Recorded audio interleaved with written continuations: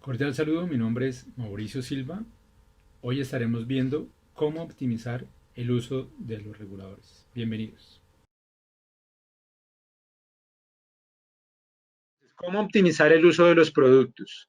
Las mejores prácticas para hacer las instalaciones seguras, eficientes, rentables y sobre todo con clientes satisfechos. ¿Por qué lo digo? Porque muchos de nosotros trabajamos, me refiero, personas trabajamos como independientes. Y aquí les traigo esta frase muy importante de este señor Philip Kotler, que es uno de los eh, padres, digamos, de lo que llaman el marketing moderno.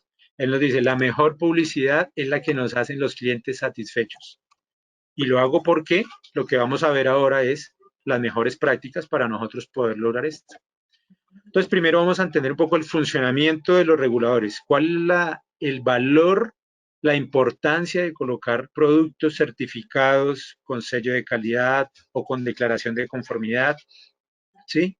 Productos que han sido certificados para poder nosotros garantizar a través de estos productos de excelente calidad que se le entregue la seguridad a los usuarios finales y sobre todo que ustedes puedan tener la satisfacción de estos usuarios. Primero, las funciones principales de cualquier regulador es reducir la presión. En el caso ejemplo que tomé acá, un regulador de única etapa que se conecta a una presión, entonces toma la presión de la red 60, o si es de segunda etapa, pues va a tomar 5 o 2 PSI o 100 milibares, y la reduce a una presión que es igual a la presión de salida en un rango de más 5 milibares menos 2 milibares. Entonces, aquí vamos a ver ahorita el ejemplo. Esa es la primera función. Él reduce la presión. Segundo, él tiene otra función importante. Aquí me está dando ya seguridad porque me reduce la presión para poder aprovechar el gas. Segundo, él me genera el bloqueo. ¿Qué quiere decir eso del bloqueo? Es interrumpir la entrada de gas cuando hay un consumo cero. O sea, cuando el usuario cierra válvulas, hay un caudal cero. La presión estática o de bloqueo debe ser la presión calibrada del regulador, aquí la encontramos rotulada en el regulador, hasta más 8 milibares. Esa es la presión máxima que puede alcanzar el regulador en la presión de bloqueo estática, ¿sí? Y aquí es donde vamos a hacer la aclaración de por qué ese parámetro que especifica la 3838, pues no se debe tomar tácitamente como la máxima presión que puede alcanzar una red, por estos elementos que estamos viendo acá, que son normales para el funcionamiento de cualquier regulador. Tercero, y esto aplica para los reguladores que tienen válvula de alivio, tiene, que son la gran mayoría de instalaciones residenciales de única etapa y primera etapa, y muchos de segunda etapa. El sistema de seguridad para proteger de sobrepresiones que se llama válvula de alivio. ¿En qué parámetro está calibrado de fábrica la válvula de alivio? Pues la presión calibrada, estos mismos, y en un parámetro de 1.7 veces esa presión a 3 veces. Desde 1.7 veces donde debe estar siempre cerrada la válvula y máximo 3 veces esta presión calibrada donde ya ha abierto la válvula. Entonces la función principal de ese regulador es esa, reducir la presión para poder aprovechar el gas, para poderme entregar un rango entre 16 y 23 milibares, tomados aquí a la salida del medidor. Para protegerme de sobrepresiones, el instrumento que tengo acá que se llama medidor, que es mucho más costoso, que es el más importante para las empresas distribuidoras porque con ellos contabilizan el consumo, con ellos pueden facturar, con ellos pueden cobrar el servicio que están prestando y sobre todo porque me puede brindar seguridad, que es lo más importante, me brinda seguridad en mi instalación. Yo estoy trabajando aquí con una alta presión, 60 PSI en una instalación. Si se llegara a alcanzar esa presión internamente es un peligro, es un riesgo. ¿Por qué? Porque tengo un medidor que me resiste una máxima presión de trabajo, 50 kilopascales, 7.2. Por encima de esa presión lo voy a dañar, voy a romper la hermeticidad y voy a tener una fuga. Como está fuera en el centro de medición, no es tan peligroso. Pero imagine tener esa alta presión aquí en el interior de la instalación. Las válvulas de estufa que se fabrican bajo la norma NTC 1908 se prueban al 100% a 3 PSI. Por encima de 3 PSI vamos a tener una fuga al interior de la vivienda. Mucho más peligroso. Puedo tener un incendio, puedo tener una explosión, puedo tener una asfixia por ahogamiento, por el desplazamiento de oxígeno. todas estas novedades, el regulador me va a proteger de todo eso, porque él me brinda la seguridad. Es el instrumento que me está brindando la seguridad en mi instalación. No es que el regulador sea malo porque se le activa la válvula alivio, no, todo lo contrario. Es un regulador que es muy bueno porque, por el contrario, me está protegiendo estos elementos que son más costosos y, sobre todo, evitar un incidente o un accidente al interior de la vivienda. Vamos a tomar como ejemplo este regulador que está aquí, que está calibrado a una presión de salida de 19 milibares. Ejemplo, 19 milibares. En presión dinámica, con una banda de más 5 a menos 2 milibares, él se puede mover de 17 mínima y máxima 24 milibares. ¿Sí ven? A la salida del medidor. Ahí es donde aclaro. Porque muchos me dicen, no, pero si ese regulador es calibrado 19, no debería entregar más de 24 milibares porque es que esa es la presión dinámica que está especificada en la IPLI. Claro, pero recuerden que la 3727 es la norma para reguladores y la evaluación de los reguladores se hace tomando las presiones antes y después del regulador. Por norma, hay un dispositivo específico, me dice que son 5 veces el diámetro interno de la tubería antes de la toma de presión a través de un equipo especial que se llama anillo pisométrico. Pero aquí estamos hablando es de la instalación. Entonces, claro, el regulador se certifica bajo esta norma y yo le hago la evaluación de presiones aquí a la salida del regulador. Pero cuando yo ya voy a verificar la instalación para mediciones del IPLI, por ejemplo, es a la salida del medidor. Si yo voy a hacer pruebas funcionales, las tomo acá, en el punto de servicio para el gasto doméstico. Evin, ¿me vas a comentar algo? No, señor. Entonces, ese rango de condición dinámica, aunque me pueda entregar hasta 24 milibares, hay que contemplar las pérdidas. Y eso es lo que ya han hecho los ingenieros, diseñadores, cuando hacen el cálculo y su diseño. Dicen, bueno, yo pido un regulador que me puede entregar máximo 24 milibares, porque aquí hay que contemplar pérdidas por accesorios, pérdidas del medidor, pérdidas por accesorios de conexión, metros y longitudes de tubería, por el diámetro de la tubería, por el volumen de gas que maneje, etc. Entonces ya se contempla que con esas pérdidas voy a garantizar que la presión la voy a medir y me va a entregar un rango entre 16 a 23 milibares. El bloqueo, mire que el regulador puede entregar un bloqueo si está calibrado en 19 milibares, que es una de las presiones más bajas que se maneja. De ahí para arriba, muchas otras empresas distribuidoras manejan presiones más altas. Este es como un ejemplo nada más. 19 milibares. Quiere decir que la presión estática o de bloqueo puede alcanzar 27 milibares, ¿sí ven? Si uno mira la 38 dice la máxima presión, dice 23. Claro, porque es que ahí hay que entender que esas son las presiones dinámicas. Dinámicas, con las presiones que yo debo medir. Cuando voy a hacer una certificación, cuando voy a hacer la medición del IPLI, la resolución 100 de la CRED del 2003 para las empresas distribuidoras de gas especificó un indicador que deben entregar a la Superintendencia de Servicios, donde en todas sus instalaciones deben hacer un muestreo y ese muestreo, cuando hagan las pruebas de presión, me debe entregar la presión entre 16 a 23. Se toma a la salida del medidor, pero con una carga o con un consumo equivalente al 50% de la carga estimada. Si yo lo hago de esa manera, la presión debe estar entre 16 a 23, ¿sí ven? Si yo voy a tomar la presión estática para dar conformidad, pues estoy cometiendo un error porque la estática puede alcanzar 27 milibares y podría estar rechazando una instalación que es conforme porque me tengo que basar específicamente son en las presiones dinámicas. Tercero, la válvula de alivio. Mire que la norma me exige un regulador que debe tener algún sistema de seguridad y en este caso el sistema de seguridad se llama válvula de alivio. Es uno de los más utilizados. No es el único, pero el más utilizado. La válvula de alivio para este caso, el regulador calibrado de 19 milibares, abre antes de alcanzar 57 milibares de sobrepresión. Entonces, ¿sí ven? O sea que esta red y la red interna puede alcanzar hasta estas sobrepresiones antes de que se active la válvula de alivio. Entonces, la red y esta norma, digamos, aclara muy bien que son las presiones dinámicas. De pronto no lo hace tácitamente y por eso se debe discutir y aclarar, porque hay otras que sí nos apoyan en este sentido, que es la resolución 100 de la CREG, que por lo menos sí habla de cómo es el método que es dinámico para poder evaluar la presión de salida. Y aquí contemplamos que efectivamente, como sistema de seguridad, la red podría alcanzar presiones superiores. Es más, hasta 2.03 PSI para estos reguladores de baja presión, porque la norma también me especifica que yo debo garantizar unas pruebas de desempeño, como cuál, que cuando la red tenga una presión, en el caso eventual de que se me dañe el regulador de una estación reguladora y pasen a la red los 19 bares, el regulador está en capacidad de recibir 19 bares. O por ejemplo, un regulador de primera etapa que se conecta a un tanque estacionario, Si la válvula de alivio se llega a activar, puede alcanzar una presión de 245 psi y el regulador está diseñado para recibir esa alta presión.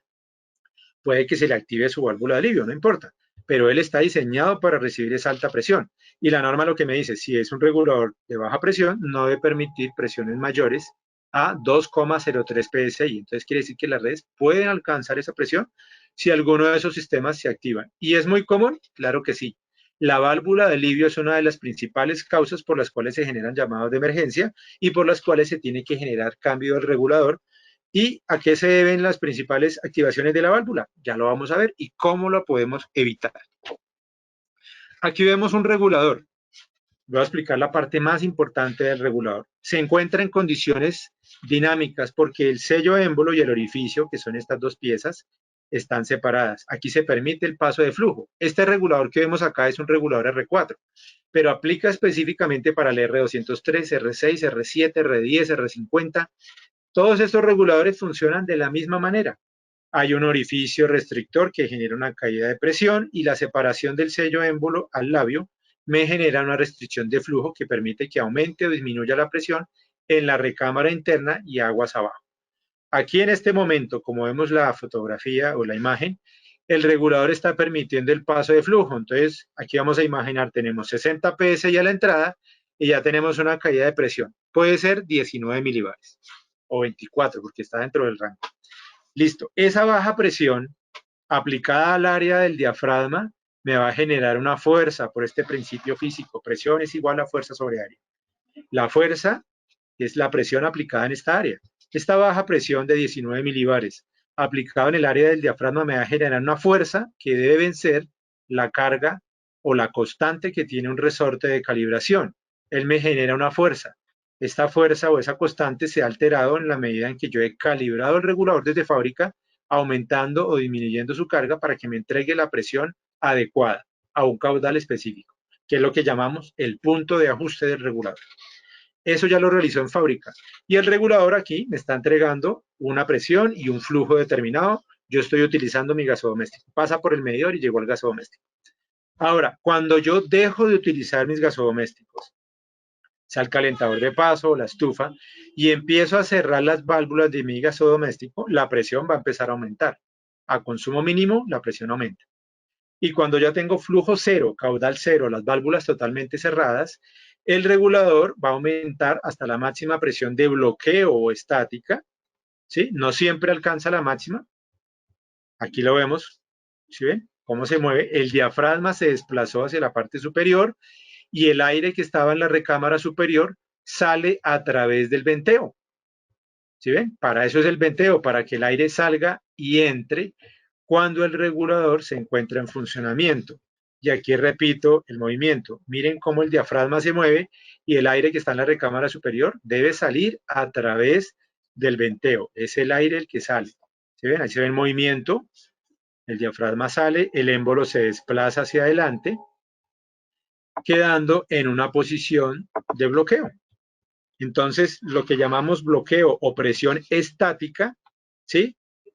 Es cuando el sello de émbolo estrella contra el labio y de aquí para aguas arriba o a la entrada se va a mantener los 60 psi y en toda la recámara interna del regulador hacia abajo hasta las válvulas del gasodoméstico se va a mantener la presión estática o de bloqueo, que normalmente está bloqueando por debajo de esos 8 milibares, pero esa es la máxima presión que puede alcanzar.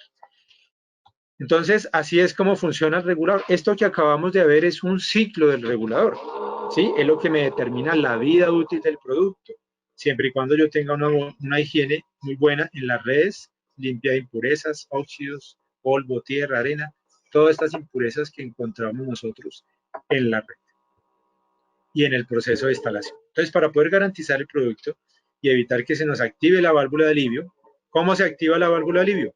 Cuando ingresan contaminantes a la red, polvo, tierra, arena, óxido, atraviesan la malla filtro, que ahora es mucho mejor, más efectiva. Antes atravesaban partículas de arena, ahora ya no, porque la malla filtro que utilizamos actualmente es de acero inoxidable y tiene un tamiz de 180 micras, o sea que es mucho más fino que el que utilizábamos anteriormente. Esto me permite retener partículas mucho más grandes, pero aquellas partículas que tengan un tamaño inferior a 180 micras van a atravesar la malla filtro. Se van a ubicar acá entre el sello émbolo y el orificio del regulador y me van a permitir la filtración de presión cuando el regulador intenta hacer bloqueo, y ese aumento de presión y filtración hace que aumente la presión, se me active la válvula de alivio, entonces se separan estas dos piezas, el diafragma de la base de diafragma, y el gas pasa, perdón, y el gas pasa de la recámara inferior a la recámara superior, llenando toda la recámara superior y por último saliendo a través del venteo, inundando el centro de medición, y es cuando se empieza a notar el olor a gas. Casi siempre va a ser de la noche o en la mañana, porque las partículas que se están filtrando ahora son más finas, más pequeñas. Entonces, esa activación de la válvula se hace de una manera muy lenta. Entonces, por eso casi siempre va a ser después de que ha estado el regulador en posición de bloqueo varias horas y hayan ingresado estos contaminantes al interior del regulador.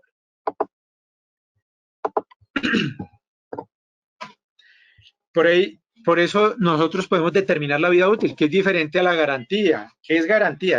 Nosotros damos 3 años de garantía para que esté en nuestra bodega después de que lo fabricamos, lo tenga en la bodega, el almacén de nuestro distribuidor o de nuestra empresa distribuidora, en el almacén de ellos, se lo entreguen a una firma contratista o lo compre un técnico y luego lo instale. Y ahí prácticamente después de que haga las pruebas de hermeticidad deja funcionando el regulador. Eso es lo que llamamos la garantía, porque haya comprobado y lo pone en funcionamiento. Ya después de que un regulador está en funcionamiento es donde vamos a determinar la vida útil.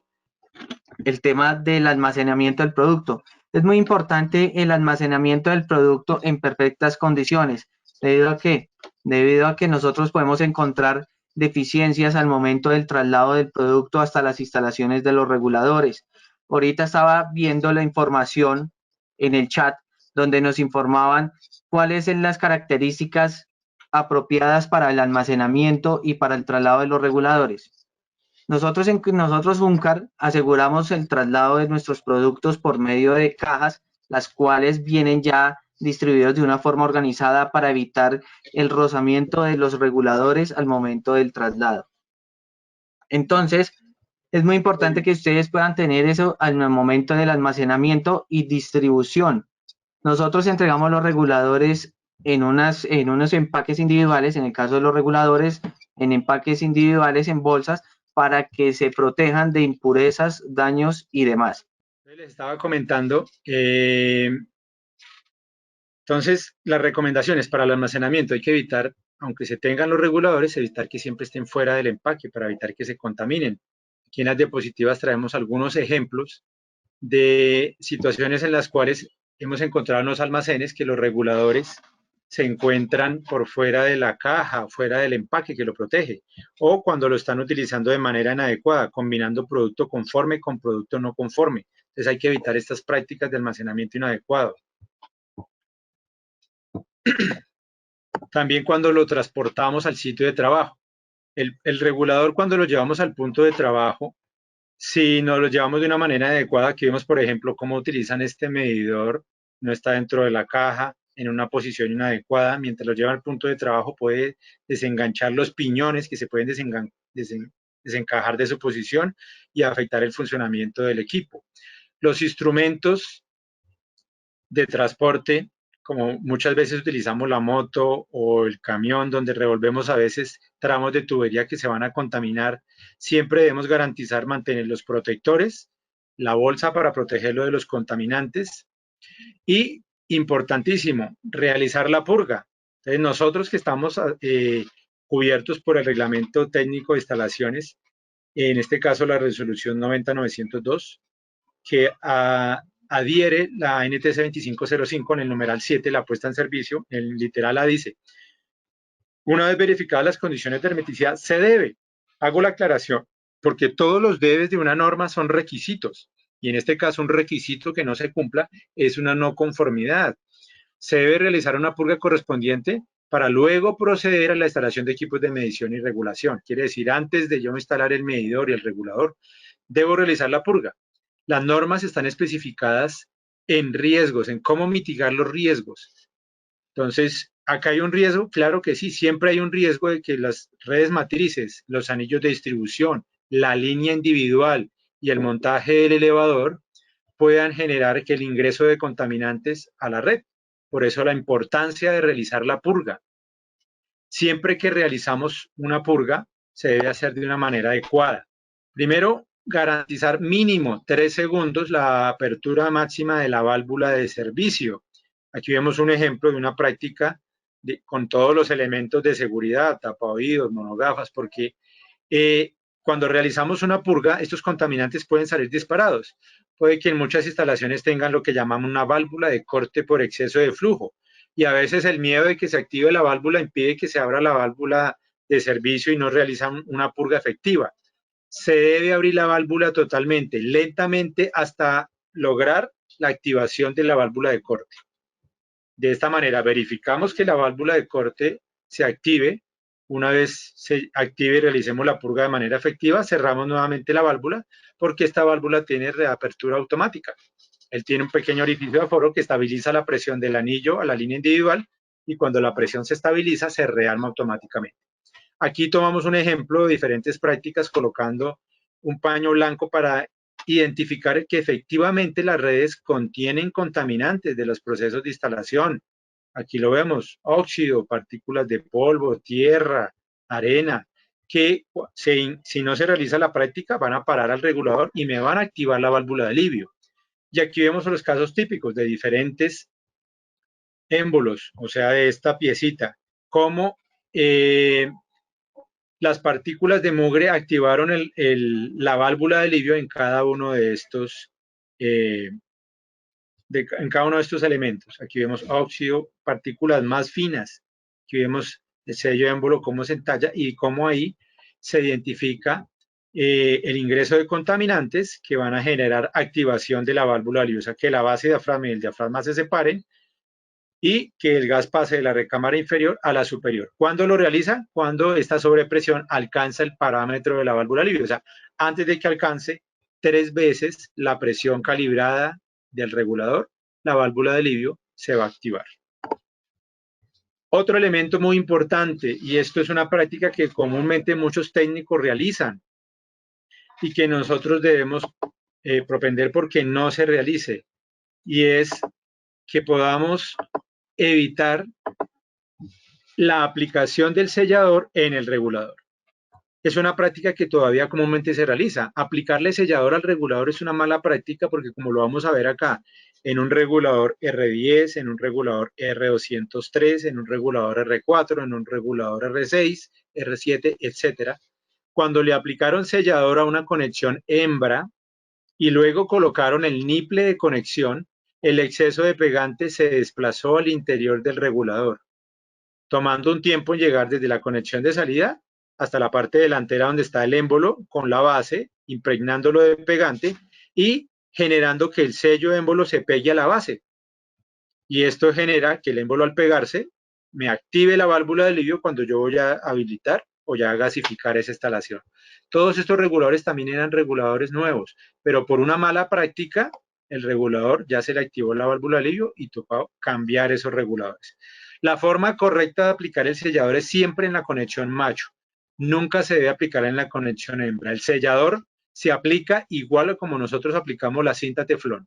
La cinta teflón solamente se aplica en los conectores macho. Asimismo aplicamos el sellador fuerza media o fuerza alta, los selladores líquidos. Nunca, oigan esto, nunca se le aplica sellador a una conexión hembra en los reguladores. En otra aplicación, para un tornillo, un motor, un elemento que necesite torque, puede que sí, pero a los reguladores y a los productos para gas no se le instala a una conexión hembra, solo se aplica en la conexión macho. Cuando yo lo aplico en la conexión macho y luego coloco ese niple en el regulador, el exceso de pegante va a quedar por fuera del regulador, yo lo puedo limpiar y hacer una excelente presentación de mi instalación.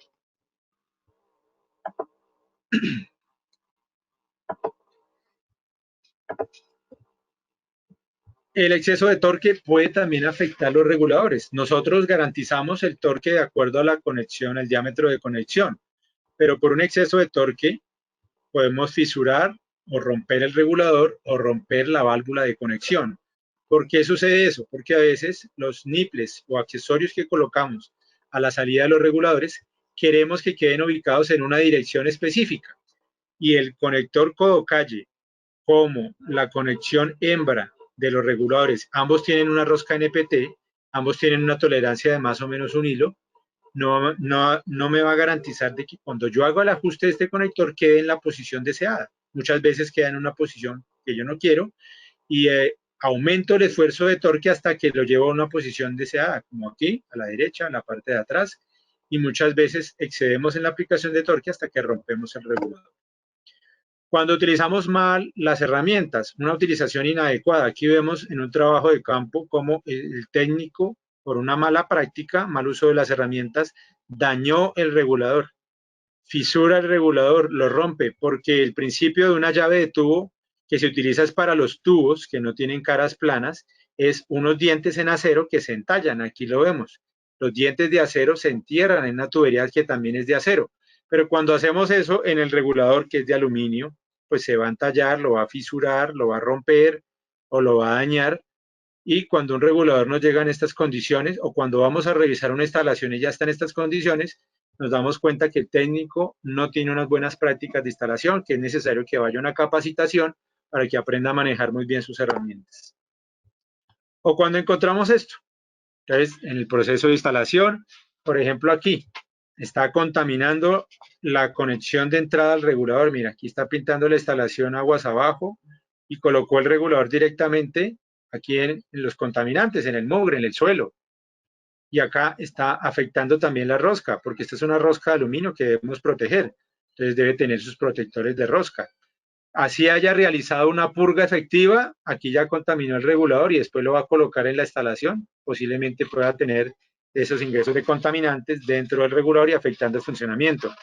Cuando se hace preensamble, muchas veces los técnicos reclaman sus productos en la cuadrilla, en el almacén y empiezan a preinstalar los productos y a transportarlos al sitio de trabajo donde van a trabajar, donde van a hacer las instalaciones del día. Aquí vemos inclusive hay un medidor en una posición inadecuada, revuelto con demás elementos, ya están los reguladores fuera de la bolsa, ¿sí? Ya le han instalado esto previamente, igual que acá, y ahí puede durar un almacén previamente instalado y obviamente contaminándose. Entonces hay que evitar estas malas prácticas. Cuando hacemos manipulación, diferente al ajuste. ¿Por qué se hace manipulación? ¿Y qué es ajuste? Ajuste es cuando un técnico como ustedes que tienen el conocimiento, la experticia, la experiencia y los instrumentos de medición para poder garantizar que la instalación se quedó con una presión adecuada y que no se está generando monóxido en una instalación. Eso es un ajuste, una verificación de instalación. Pero cuando se realiza esto, que es manipulación por un tercero que no tiene el conocimiento ni la herramienta, y colocan, por ejemplo, un conector flexible que tiene mayor longitud, que no tiene el diámetro adecuado para alimentar un equipo de alto consumo, que genera pérdidas de presión y que lo que hacen es ir a aumentarle la presión al regulador para compensar estas deficiencias en el diseño. Cuando yo le aumento la presión y compenso solamente para este equipo porque lo instalé mal con un diámetro inadecuado, una longitud mayor, los demás equipos de esa red van a quedar sobrepresionados y me van a empezar a generar monóxido, porque yo voy a aumentar los kilovatios que estaban inicialmente determinados para ese equipo.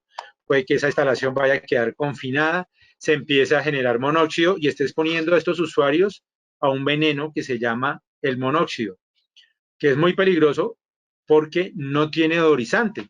El monóxido se genera en el proceso de una combustión ineficiente. Cuando hay llama amarilla, claro, ahí se está generando monóxido. Pero también cuando tenemos una llama azul, pero tenemos una presión elevada, como cuando manejamos estos equipos o cuando tenemos equipos de alta presión, se deben manejar en sitios muy ventilados. Ahí debemos realizar específicamente las mediciones de presión, porque ese aumento de presión, aunque veamos una llama azul, puede estar consumiendo rápidamente el oxígeno del ambiente y empezar a generar monóxido. Como el usuario no sabe, no huele a nada, no sabe a nada, pues puede estar recibiendo estos contaminantes, como es el veneno, como es el monóxido, y va a presentar, son los síntomas: náuseas, dolor de cabeza, cansancio, mareo, enfermedades cardíacas. Cuando yo hablo de enfermedades son exposiciones continuas. Entonces, de esto es de lo que les hablo, de profesionalizarse, de ser más eficientes y de darle seguridad a un usuario final. Porque ustedes sí tienen los instrumentos de medición, tienen los detectores de monóxido, tienen un manómetro mínimo, deben tener una cabeza de prueba.